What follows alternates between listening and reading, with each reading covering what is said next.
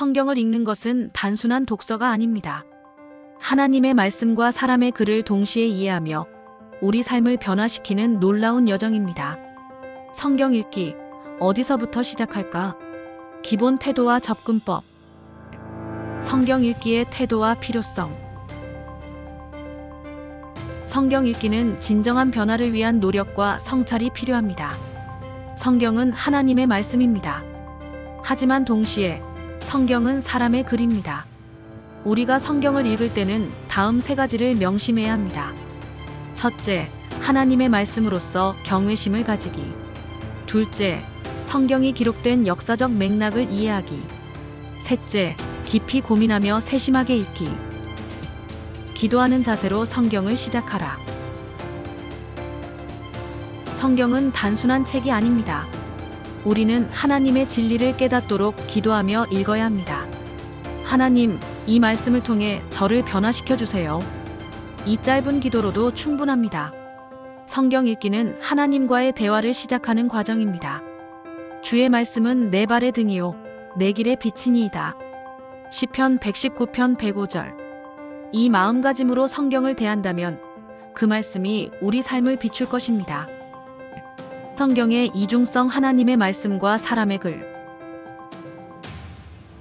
성경은 완전한 하나님의 말씀인 동시에 사람의 글입니다. 예를 들어 누가복음의 저자 누가는 당시의 자료와 증언을 모아 차례대로 기록했다고 말합니다.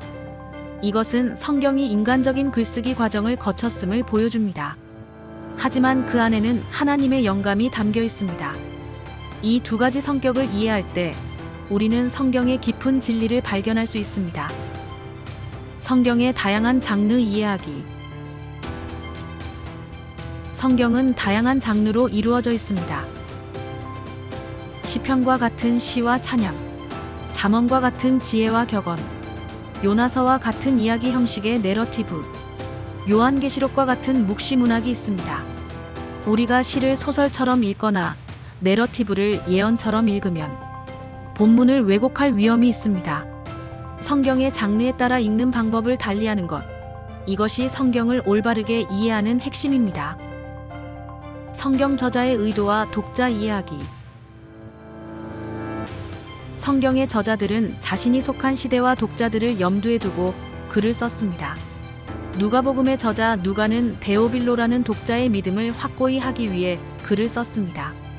성경을 읽을 때 우리는 2000년 전의 역사와 문화, 저자의 의도를 이해하려 노력해야 합니다.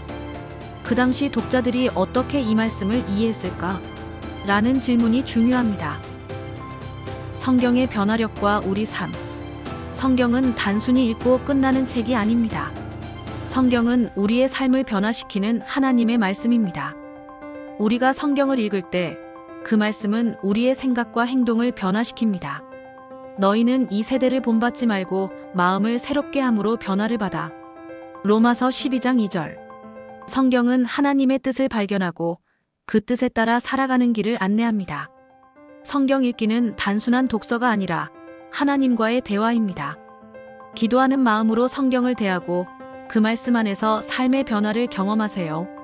성경 읽기에 대한 궁금증이 있다면 댓글로 남겨주세요.